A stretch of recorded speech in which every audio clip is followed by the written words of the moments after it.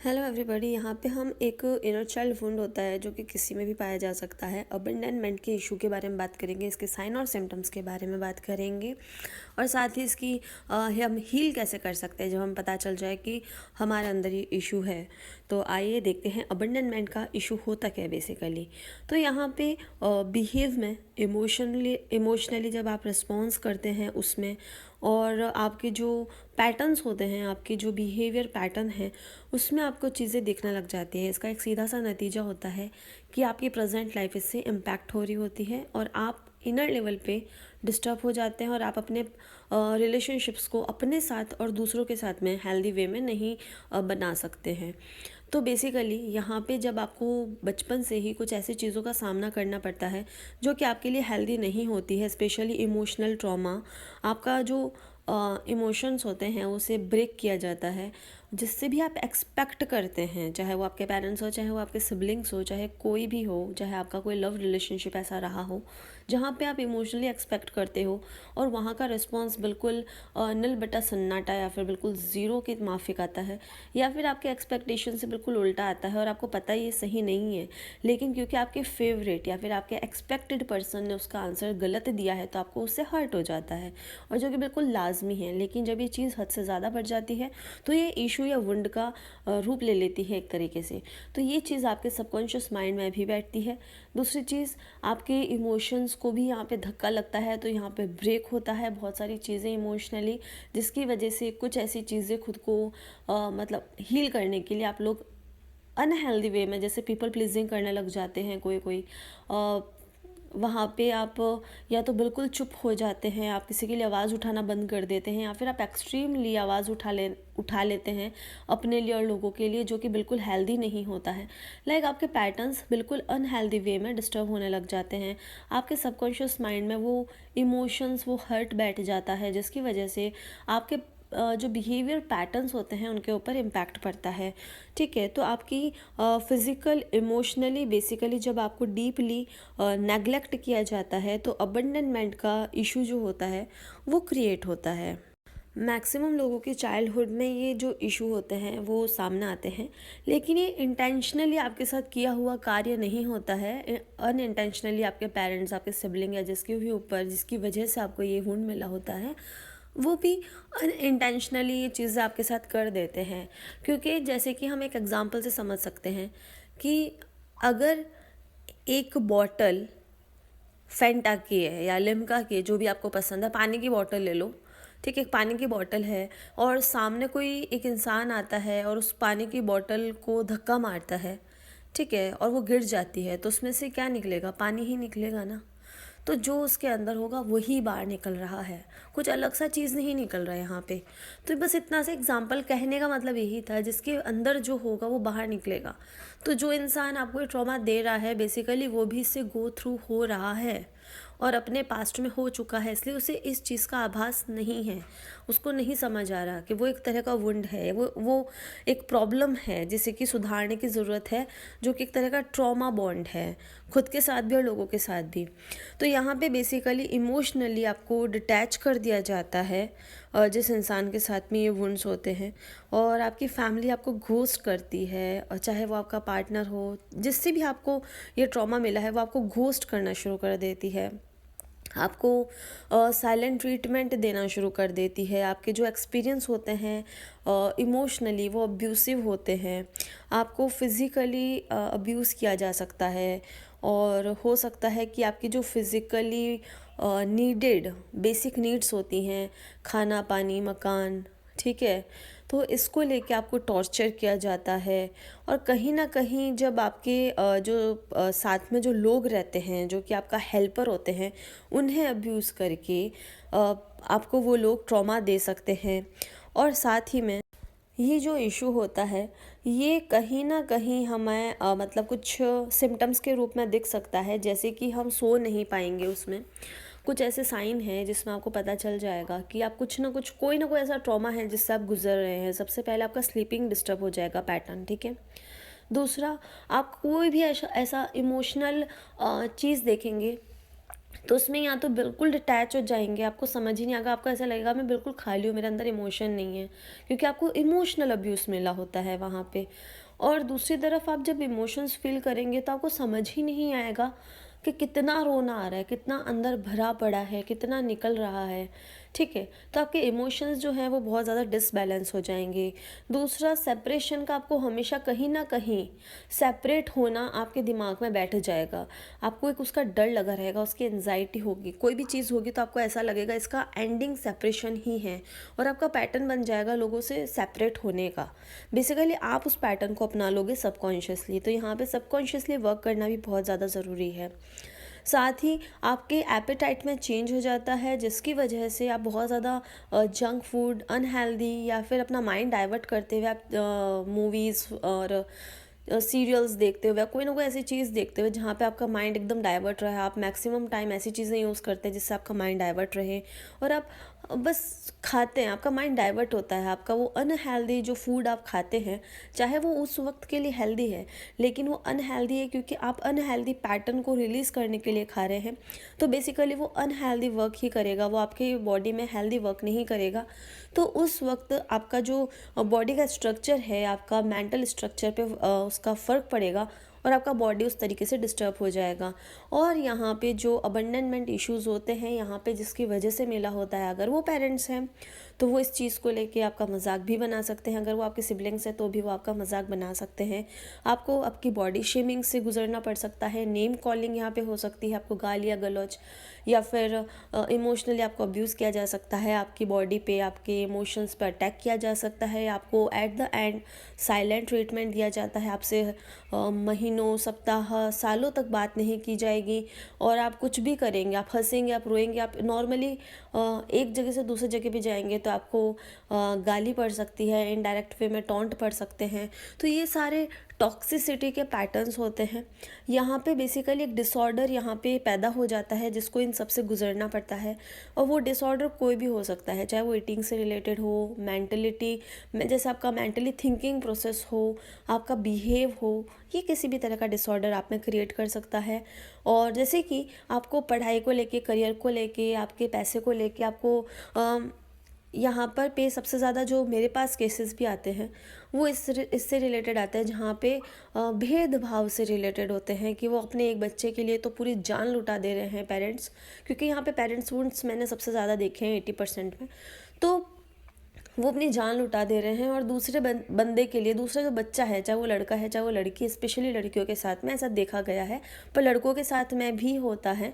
ठीक है, different different और जगह जगह के अकॉर्डिंगली वहाँ पे डिपेंड करता है। लेकिन जो स्पेशली मेरे पास बहुत सारे ऐसे लोग हैं जिसमें से बहुत सारे गर्ल्स हैं, ठीक है, थोड़े मतलब बॉयज़ भी हैं लेकिन कम है, गर्ल्स ज़्यादा हैं, तो उसके अकॉर्डिंग मैं कह रही हूँ, तो उस चीज़ पे मत जाइएगा। बट मैं यहाँ पे एक नॉर्मल एग्जांपल दे रही हूँ कि यहाँ पे जो भेदभाव होता है लड़का लड़की में, या फिर एक चाइल्ड में और दूसरे चाइल्ड में, तो यहाँ पे भेदभाव किया जाता है, एक को बहुत अच्छा दिखाया जाता है, दूसरे को बिल्कुल अच्छा नहीं दिखाया जाता। दूसरे की बाहर बदनामी करेंगे तो पहले, मतलब अगर दूसरा इंसान जो काम कर रहा है वही चीज़ अगर पहला इंसान कर रहा है और पहले से प्रॉब्लम है, तो यहाँ पे उसका मिसयूज़ करके, बार बार कहते हैं ना, उसको पिंच किया जाएगा, उसको उस चीज़ पे रोका जाएगा, और दूसरे बच्चे को वही सुविधाएं प्रोवाइड की जाएगी, अपना दिल लुटा के, अपना पूरी बाहें फैला के। तो ये चीज़ें होती हैं। तो ये बहुत सारे disorders, eating disorder, self harm कर देता है। इसमें जो इंसान होता है वो अपने आप को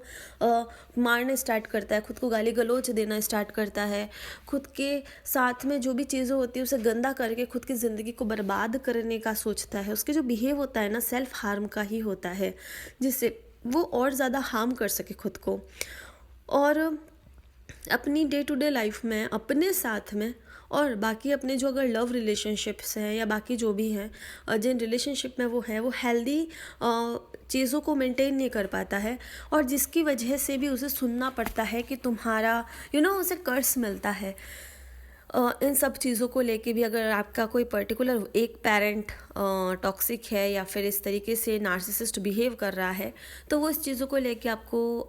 पैटर्न्स को लेके आपको सुना भी सकता है, आपको अब्यूज़ कर सकता है, कर्स कर सकता है, और आपका हर एक वो पॉइंट छेड़ेगा जहाँ पे आपको प्रॉब्लम हो सकती है। इवन अगर आप मैरिड हैं और आपके अगर पेरेंट्स, चाहे वो इन लॉज हैं चाहे आपके खुद के पेरेंट्स हैं, अगर वो टॉक्सिक हैं और इस तरीके से बिहेव करते हैं, तो वो आपको आपकी मैरिड लाइफ के लिए भी कर्स कर सकते हैं। तो उनका एक लिमिटेशंस होता ही नहीं है। इट्स लाइक कि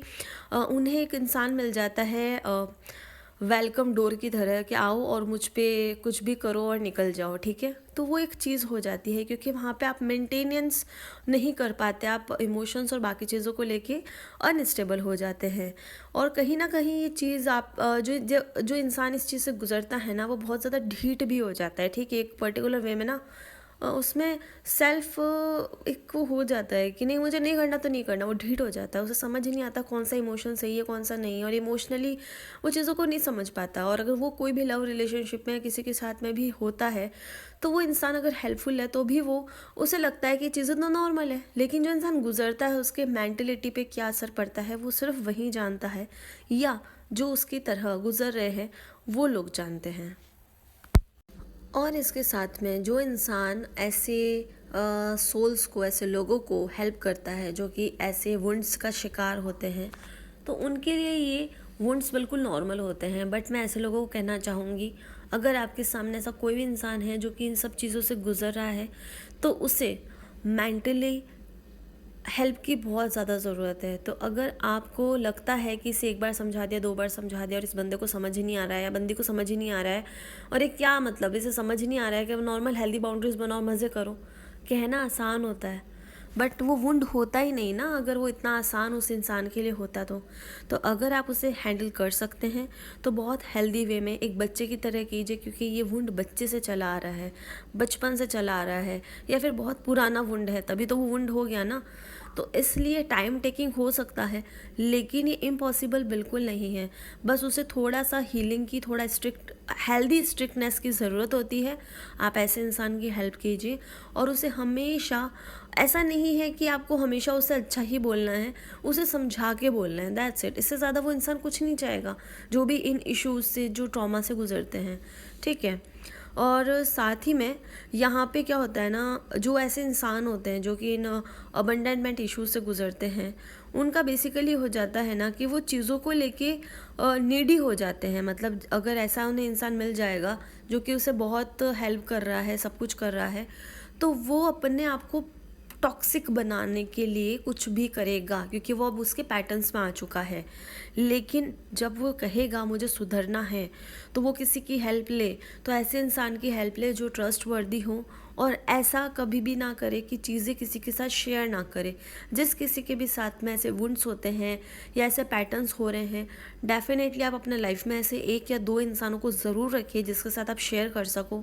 एटलीस्ट आप उनके साथ 1 बार 2 बार शेयर करोगे, और अगर वो ट्रस्ट वर्दी हैं और आपकी वो हेल्प करेंगे, तो डेफिनेटली वो आपकी हेल्प के साथ साथ आपको बहुत अच्छे सजेशंस भी देंगे, जिससे कि आपको बहुत ज़्यादा हेल्प मिलेगी। ये जो प्रॉब्लम होती है अबंडनमेंट इशू की, इसमें ये होता है कि चिल्ड्रन अपने आप को ना एक्सप्रेस नहीं कर पाता इमोशनली, और जैसे ही कोई इमोशनली एक्सप्रेस कर भी देता है, अपनी चीज़ों को लेकर एक्सप्रेशन लेके आता है, चाहे वो बचपन में कभी भी हो, तो उनके पेरेंट्स जो होते हैं वो स्पेशली क्या करते हैं ना कि उस चीज़ को लेके गिनाना शुरू कर देते हैं। अगर बच्चा बोलेगा मुझे बाहर जाना है, तो वो बोलेंगे हमारे पास पैसा नहीं है, हम क्या इस चीज़ के लिए कमाते हैं क्या, तुम खाली पैसा उड़ाते हो, पैसे वेस्ट करते हो, XYZ, ठीक है। अब 10 साल का बच्चा इन सब चीज़ों का क्या करेगा, उसे क्या मतलब है, ठीक है। और ऐसे 1-2 बार होता है, 3-4 बार हो जाता है वापस, है ना। और दूसरा जो बच्चा है अगर सेम उसी पेरेंट्स का, और वो उसके लिए 5 साल की उम्र में ही पूरा की पूरा महल खड़ा करके दे दे और बोल देते हैं जा जी लो अपनी ज़िंदगी पुत्र या पुत्री, जाओ जी लो अपनी ज़िंदगी, और जितना घूमना है फिरना है, अब तेरे बाप के पास पैसा ही पैसा है, मस्त एकदम बढ़िया से घूम। तो जब ये चीज़ होती है, तो जो दूसरा वाला बंदा है जिसको ये सब बचपन में सुनने को मिला, ठीक है, जब वो 10 साल का था और अपने छोटे भाई बहन के साथ में जब उसने डिफरेंट तरीके का पैटर्न अपने पेरेंट्स का पाया, तो वो अपने आप को इमोशनली हर्ट होना शुरू हो जाता है और वो चीज़ें एक के बाद एक इकट्ठा होकर पूरी की पूरी किताब बन जाती है, जिसमें शब्द नहीं होते पर उसमें फीलिंग्स बहुत डीप हो जाती हैं, और जो कि उसके बिहेव को और सबकॉन्शियस माइंड को और खुद की सेल्फ इस्टीम को आघात करते हुए उस इंसान का पूरा के पूरा लाइफ बर्बाद कर देती है, और जो कि बहुत ही गलत है। We know this. अपने बच्चों को मतलब एक औजार की तरह यूज़ करना, मतलब खुद को रोना आ रहा है, खुद को गंदा लग रहा है, पर दूसरों के सामने अपने बच्चों को प्रेजेंट करना और उसको गंदा बोल के अपने आप को अच्छा दिखाना एंड ऑल सच थिंग्स, ऐसी चीज़ें होती हैं। तो बेसिकली अबंडेंट इशू जो है वो, अबेंडनमेंट का जो इशू है वो मैंने बता दिया। अब इसमें कुछ ऐसे टाइप भी होते हैं जो कि हम देख सकते हैं। सबसे पहले अवॉइड, ठीक है। तो बेसिकली यहाँ पे अवॉइड किया जाता है इंसान को प्राइवेट में, पर्सनली, और ऐसे टॉन्ट मारे जाते हैं, कुछ ना कुछ ऐसी चीज़ें होती हैं। दूसरा, उसे एंशियस कर दिया जाता है या फिर उसे शेम और गिल्टी फील करवाई जाती है। तीसरा, उससे अटैचमेंट बाहर तो फील करवाया जाता है, लेकिन जब घर में आते हैं तो उससे बिल्कुल डिटैच कर दिया जाता है और उससे इस तरीके से बिहेव किया जाता है जैसे कि वो कोई अनाथालय से लाया गया बच्चा हो, ठीक है। और साथ ही में कुछ ऐसे साइन और सिम्टम हैं, ये तो कॉमनली साइन और सिम्टम है, लेकिन एक बड़े बड़े जो मोटा मोटा साइन और सिम्टम है वो भी मैं आपके साथ अब शेयर कर रही हूँ, जो कि इस इशू का एक बहुत बड़ा हिस्सा है। जैसे कि मैंने बताया, पीपल प्लीज़र बन जाना और दूसरों को बहुत ज़्यादा, हद से ज़्यादा अनलिमिटेड इमोशनली अवेलेबल हो जाना, जेलसी होना दूसरों के रिलेशनशिप को देख के और बाकी सब रिलेशनशिप्स को देख के, और जिन लोगों को पता चलता है कि इसे जेलसी हो रही है तो जानबूझ के उसे जेलस करना, वो भी लोग ऐसे पैटर्न्स क्रिएट करवाने के अकॉर्डिंग टॉक्सिक लोग होते हैं, तो उनसे भी दूर रहना चाहिए। ट्रबल हो जाता है ट्रस्ट करने में अपने पेरेंट्स पे, अपने सिबलिंग्स पे, अपने पार्टनर पे, इवन खुद पे। एक टाइम के बाद में खुद पे भी खुद की सेल्फ इस्टीम ख़त्म हो जाती है और इनसिक्योर हो जाते हैं रिलेशनशिप्स को लेकर के, न्यू रिलेशनशिप्स को लेकर क्वेश्चन मार्क हो जाता है हर चीज़ में। डिफ़िकल्ट होता है अपनी फीलिंग्स को समझना, दूसरे की फीलिंग्स को समझना, और खुद के साथ में इमोशनली अटैच होना बहुत डिफ़िकल्ट हो जाता है। और जो भी रिलेशनशिप होता है अनसेटिस्फैक्ट्री होता है, कंट्रोल करने की कोशिश की जाती है पार्टनर के ऊपर, या फिर जो भी आपके पास आता है उस पर आप कंट्रोलिंग नेचर के हो जाते हैं जिससे कि वो आपको हर्ट नहीं करे, लेकिन हर्ट एट द एंड आप हो जाते हैं क्योंकि आप कंट्रोल करते करते पीपल प्लीजिंग वाले नेचर में घुस जाते हैं और आप अपनी बाउंड्रीज़ को हटा देते हैं। तो इनके पास अनहेल्दी बाउंड्रीज़ भी बहुत होती है। अब इसे किस तरीके से आप हील कर सकते हैं, हम हीलिंग वाली चीज़ पे आते हैं। तो सबसे पहला और आखिरी पॉइंट है सेल्फ़ केयर। सेल्फ़ केयर में बहुत सारी चीज़ें आती हैं जहाँ पे आप अपने जर्नलिंग कर सकते हैं। अपनी चीज़ों को पहले लिखिए, पॉइंट्स में लिखिए, जिससे आप पॉइंट्स में आंसर दे सकें। कौन सी चीज़ आपको कब प्रॉब्लम दे रही है और ये पैटर्न्स कब से चले आ रहे हैं, कौन सी ऐसी चीज़ है जो कि अगले इंसान को उत्तेजित करती है आपके साथ इस तरीके के बिहेव करने के लिए, और कौन सा ऐसा चीज़ है जो कि आपको एक लिमिट की बात में उत्तेजित कर देता है। आप गाली गलौज, सेल्फ हार्म, आप अपने आप को एक कमरे में बंद कर देना, आप अपने आप को पूरा अवॉइड कर देते हैं। ऐसा कब होता है और किस पैटर्न में होता है, आप क्या क्या करते हैं, आप तेज़ चिल्लाते हैं, आप रोते हैं, आप क्या करते हैं, उन सब की लिस्ट बनाइए। जैसे ही ऐसी कोई चीज़ होती है, डीप ब्रीथिंग्स लीजिए और मुंह से छोड़िए। डीप ब्रीथिंग लो, मुंह से छोड़ो। नंगे पांव ज़मीन पे घूमना शुरू करो, इससे आपका एनर्जी एक्सचेंज होगा, जिससे कि बेटर होगा आपके लिए। तो आप जर्नलिंग में अपने होने वाली चीज़ों को जैसे ही लिखेंगे और उसके बाद में आप एक एक पे फोकस करिए कि ये चीज़ को अब आज पूरे दिन मुझे नहीं करना है। आप जितना ज़्यादा अपने एक्शंस को लेके, अपने सबकॉन्शियस माइंड के इमोशंस और फीलिंग्स को लेकर के आप कॉन्शियस रहेंगे, तो प्रेजेंट में आप जितना कॉन्शियस रहेंगे और जैसे ये चीज़ें होती हैं या होना शुरू होती हैं, अगर ऐसा कोई इंसान है जिससे आप दूर नहीं हो सकते, मान लीजिए आपके पेरेंट्स ही हों या फिर आपके ऐसे कोई इन-लॉज़ या फिर सिबलिंग्स हो जहाँ पे आप दूर नहीं हो सकते, तो वहाँ पे आप चीज़ों को अवॉइड करना शुरू कीजिए। यहाँ पे आपका सबकॉन्शियस हीलिंग की बहुत ज़्यादा ज़रूरत होती है। उसे हम सेल्फ़ केयर में सेल्फ़ टॉक के साथ कर सकते हैं। सेल्फ़ टॉक कैसे करते हैं? ज़मीन पे एकदम खड़े हो जाइए, हाथ पाँव धो के एकदम फ्रेश होके, और उसके बाद में मिरर के सामने जाइए, ठीक है। आप उठते ही ऐसा कर सकते हैं या जब भी आपको डाउन फील हो तब ऐसा कर सकते हैं। मिरर के सामने जाइए, अपनी आंखों में देखिए, जो इमोशंस आता है ना उसे बोलिए, लिखिए,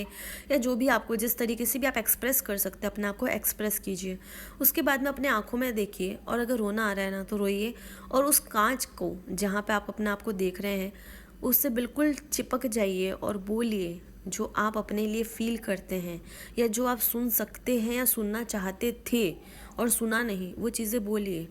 और वो क्या बोलना होता है कि तुम बिल्कुल ठीक हो, तुम्हें कोई प्रॉब्लम नहीं है, तुम बिल्कुल सही कर रहे हो। लेकिन जो इंसान आपके साथ ऐसा कर रहा है वो इंटेंशनली नहीं कर रहा है, वो भी इन चीज़ों के बारे में नहीं जानता है। उन्होंने जो चीज़ अपने पेरेंट्स और अपने ग्रैंड पेरेंट्स में देखी, सुनी, करी, वही चीज़ वो हमारे साथ कर रहे हैं। इसमें उनकी गलती नहीं है।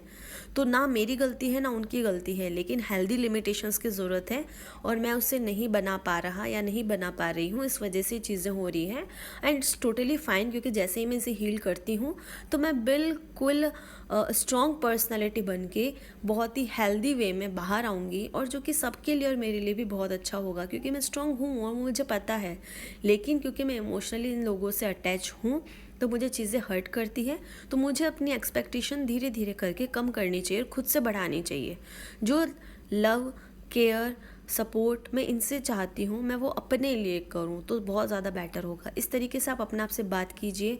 और अपने आप को एक थैंक्स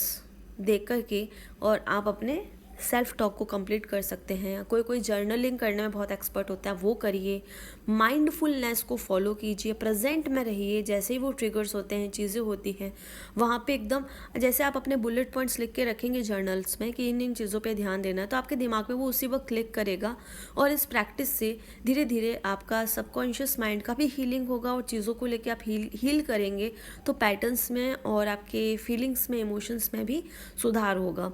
यहाँ पे मेडिटेशन आप जितना करेंगे, नेचर के अंदर बैठ के आप जितना शांतिपूर्वक लेटेंगे ज़मीन पे, अगर आप लेट सकते हैं तो, या फिर नंगे पांव चल सकते हैं तो उससे बहुत अच्छा एनर्जी एक्सचेंज होता है नेचर के साथ में। तो आपको एक हीलिंग्स एनर्जी मिलती है। साउंड थेरेपी आप ले सकते हैं, कोई ऐसा म्यूज़िक जिससे कि आपको लगता है आपको बहुत ही माइंडफुलनेस बहुत ही अच्छा लग रहा है उसे सुनते हुए, आप सांसों पे ध्यान देते हुए आंखें बंद करके बैठ सकते हैं, ठीक है, जिससे कि आपका माइंड भी शांत होगा और आपके इमोशंस जो बर्स्ट आउट होकर बाहर निकल रहे हैं वो पीसफुली बाहर निकल जाएंगे।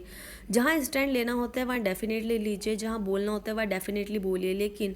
कोई भी चीज़ की वजह से खुद को हार्म करके, खुद को गलत ट्रैक पे ले जाके, खुद की लाइफ को डिस्ट्रॉय करके किसी को कुछ भी नहीं मिलेगा। ऐसे जो बच्चे होते हैं जिनके साथ में सारे इश्यूज़ होते हैं, वो सोचते हैं कि हमारे साथ हम कुछ कर लेंगे तो इससे उनको रिजल्ट मिलेगा, ऐसे लोगों को, और उन्हें दुख होगा। उन्हें दुख नहीं होता, उन्हें दुख होता तो फिर ये चीज़ें ही नहीं करते ना वो, पर उनका दिमाग उस इमोशंस को वो खुद ही फील नहीं कर पा रहे हैं। और अगर आप उस चीज़ को अपने ऊपर हावी होने दोगे तो आप आगे भी वैसे ही बनोगे। तो इसलिए इस चीज़ को आप हील करो, कॉन्शियस रहो, और जितना हो सके आप लोगों से मिलो और अपना जो टाइम है वो अपने जॉय पे, अपने मज़े पे, अपने विजडम पे, अपने म्यूज़िक पे, ग्रैटिट्यूड पे करने में, अपने आर्ट को दिखाने में, क्रिएटिविटी में, डांस, हॉबीज़, आपके स्विमिंग, सिंगिंग, जहाँ भी आपका मन लगता है वो करो। आप अपने डे आउट का एक टाइम टेबल बनाओ, जहाँ आपको जाना है, कैसे जाना है, कौन कौन सी चीज़ों को लेकर पर्टिकुलरली हर्ट नहीं होना है, कौन सी ऐसी कोई सामने सडन चीज़ आ जाए तो मुझे क्या करना है। तो आपको ब्रीथिंग एक्सरसाइज पे सबसे ज़्यादा वर्क करते हुए, अपने माइंडफुलनेस को ध्यान में रखते हुए प्रेजेंट में रहना है, और जितना हो सके मुंह पे स्माइल बना के रखनी है और अपनी लाइफ को एंजॉय करना है। और सबसे ज़्यादा आपको ग्रैटिट्यूड पे करना है कि एटलीस्ट आपको उन चुनिंदा इंसानों में से एक आप हो जहाँ पे आप इन ट्रॉमास को समझ के इसको हील करने के काबिल बने हों, ठीक है। और फॉरगिवनेस की एनर्जी यहाँ पे आपको रखनी है, कोई बिल्कुल ब्लेम की एनर्जी नहीं रखनी है, क्योंकि जो भी इंसान कर रहा है या आपके साथ हो रहा है जिन इंसानों के द्वारा, वो अनइंटेंशनल है। Okay, thank you so much.